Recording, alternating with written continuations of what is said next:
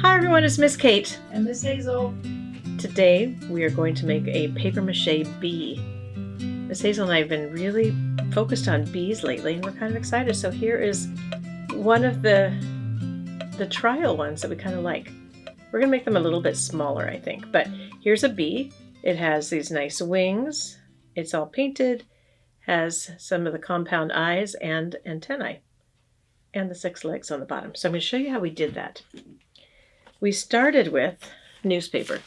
I also covered my area because we're going to use the plaster strips in a moment, and we do not want to mess up our workstation. So for the head, I took half a sheet of paper, like this, and I just crumpled it up. Crumpling up paper is kind of fun. And then some masking tape, like this. That we just put around, kind of like this. Let me see if I can get all that down there. So we're going to make it sort of head shaped. Really what's going to make it look like a bee are the stripes that you'll paint on it later and the adding the wings.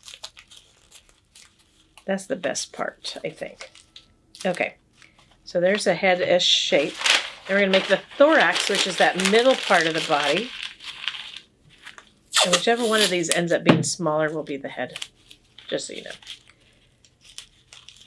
Make it sort of oblong shape, not really round, because bees aren't really round. And then, let's see what else we're going to do. Okay, so we've got, oh, this actually might be the head. It's more of a head shape to me. Okay, and then we'll take one more sheet of paper, but this time we're going to use the whole sheet. My brother Tom sometimes rips them in half, so I have to find one. Oh, here's a full sheet. And again, we're going to crumple it up. And we're going to make it longer than those two pieces, but again, still sort of an oblong piece. And then, here we go again. Miss Kate, I have a bee question for you. Oh, I love bee questions. What is it? How many bees do you think live in an average beehive? Oh, okay. I'm going to guess. I think that I actually heard this already, so I think it's like, I don't know. Is it 5,000? 50,000. 50,000 bees in one beehive. That is kind of amazing. That's a lot of bees. Yes. And they all work together. You know what else I found out about bees? That if one of them is sick, it does not go back into the hive because it needs to protect everybody. So it won't go back in because that's how the hive mind works. They work together and everything has to be good for the hive.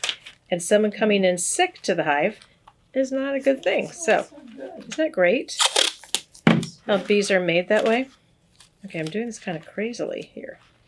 Yes. Okay.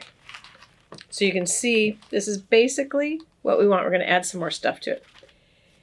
Now the legs, I used some straws and I put wires. Oops, I didn't put the wires in these ones yet. I used straws and I taped them together. And then I took some wire like this and I put it inside each of the leg pieces so that I could bend the straws easily. But it also means that then it's easier to put the plaster strips onto the straws. I got this trick from someone else. If you were doing this at home, could you open up a paper clip? And that Paperclip. Wire? You know what else could work? Is a twist tie. A twist tie? Twist ties are good because they have wires in them also. Yep. So now, see, if I had, without the wires, you couldn't really bend the straws and make them stay. But now I can bend them and give them like this. Isn't that great? Now. Yeah, now they'll look like legs. And there's 6 legs on a bee. So we have to, now there are 3 on each side. So that's good. And, you know, it doesn't have to be exact, just leg-ish. Remember, that's what we always go for, the ish part. And now you've got the legs, and now I can attach them to the bottom of my bee and then move on to the next part, which is doing some plaster. So I'll do a little bit of the plaster here, and then I'll show you what to do after the plaster is dry. You could also use other techniques for paper mache. You could use strips of newspaper with gluey water or with a flour mix. If you don't know how to do those, we do have a video about that too, about different ways you can do paper mache. Okay, so now it's not... Oh, it's very bee. Yeah, it's bee-like. I'm going to add another piece of tape here, make sure the head stays on before we do this. And then the last thing, you do not want your head to fall off. That would be terrible. The last thing I'm going to do before we start the paper mache is make the antennae. So I took one piece of wire. I don't know what gauge this is. I think that it's 20 gauge. It was some wire that we had. I'm going to figure out where about half is and bend it, but it needs to be wide enough to put a piece of tape there. So this is about right, like this. Make a U and then bend it out a little bit because the antenna on bees go out. That helps them find things and gather things. So I'm going to take another piece of tape and put these on with the bent parts facing out right on his head. And then I can start. I'm not going to put paper mache on the antenna because I like the way the wire looks, but it's up to you. If you want to, you can do that. Okay, then you've seen us do this before. I have my cut up strips. I have my container for water, which I will put in right now. I'm going to put on gloves because I need to be able to clean up quickly today. But if you don't have to use gloves. Normally I don't, as you've seen in other videos that we've made. I tend to get a little messy, but I'm going to put the gloves on today. Okay, Miss Kate, I have another bee question for you. All right. How fast do honeybees fly, Miss Kate? Oh, I don't know. You did tell us this before, but I don't remember what it was. Yes. 15 miles per hour. That is pretty fast. Yes. I can't go that fast. I certainly cannot either. Okay, so now, you remember whenever you're doing paper mache, you want to have your dry stuff, then your wet stuff, and then whatever you're putting it on, so that you don't drip your wet into your dry, because then you'll ruin it. So I'm going to take a piece, put it in, strip off some of the water there, and then I'm going to start to cover my bee. So if you're using plaster strips, and you can get them, well, either from us, or if you could find them online or at craft stores, but they're easy. They have little holes, and you just want to rub it in and spread that plaster around to make it look solid. Okay, so you're going to keep going. You're going to cover everything, including the legs and the antenna if you want to, but like I said, I didn't. But I'm going to show you now. We're going to move on to that, on to the next part. Fast forward. Fast forward to, now it's all dry, and I'm ready to paint. So here's my dried bee. I'm going to take off my gloves because I don't want them on when I'm painting. And I'm going to take out my black and my yellow paint. Now I'm starting with the yellow, and I can go back over it later, but I'm starting with the yellow because it's easier to put the black on after for me. Did you try that at home, Miss Kate? Oh, I've tried this, yes, many times. It's very fun. We have a lot of bees now. So I'm just going to paint. It doesn't really matter where you go. When you get to the legs, you can't really go onto the legs, so I'm just going to do this and go a little bit lower. But the other ones I'll go all the way around. So just splashing that on a little bit. I'll put one here. Now if you're holding it the way I am, your hands are going to get a little bit messy when you get to the black, but you'll be fine.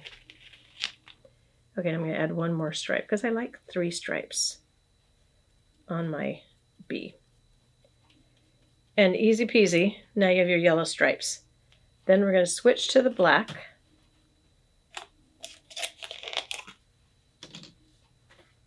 And you could use either acrylic or tempera paint. Oh yeah, you can do either one. Yeah. Like, oh, the black is very, very It's strong. very black, isn't it? Yeah. Yeah. Now with the plaster strips, they're going to get, you have to just kind of dig into where the holes are to make sure you're covering everything. On this one, I actually put tape down. I put some masking tape on before I did my stripes to make sure that I got everything. And that's a good idea, except I also pulled off some of the plaster when I pulled the tape back off because it was masking tape. Such a great idea. No, I just like the idea because I could make my stripes more accurate. exact. Yeah. Yeah. But, you know, it's going to look bee-ish is really the point of the whole thing, right? Yeah. Okay, so I'm going to go around. So see, I can just get a little bit on the yellow. It doesn't matter. I can go back over later if I want to clean them up more. But I'm going to keep going around like this. And then I will let it dry when I'm all done. So I'm going to put this one over here. And now, voila, this one's all done. This is a little teeny tiny one. Now we're going to add the wings. I got to move all the stuff off the wings. I put paint on my wings. Ah! Okay, hold on a minute, everyone. That was very silly. Speaking of wings, Miss Kate, Yes. do you know how fast bumblebees flap their wings? I don't know how fast bumblebees flap their wings. 200 times per minute. That is a lot of I times. think it's per second. Hang on. Okay, well, while you're looking that up, I'm going to show you the wings. So the wings, I made these with cheesecloth. So I don't know if you've ever seen cheesecloth. It's what cheesemakers use when they're making cheese they wrap it around and let all the liquids come out.